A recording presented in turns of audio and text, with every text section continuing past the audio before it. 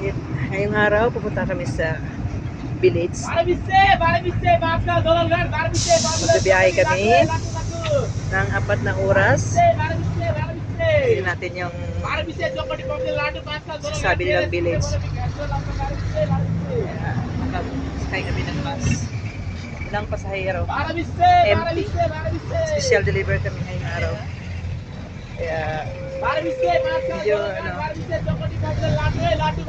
mabilis ang paglarga. Ayan, sigaw si kuya. Sulap pasahero. Ayan guys, may sumasakay na.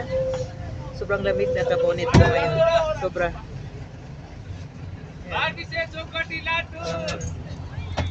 May sumakay na rin finally. Okay guys, tingnan natin hanggang mapupuno pa itong bus na to. May sumakay na rin. Tingnan. Ikaw, inay. Ikaw, nag-etabit sa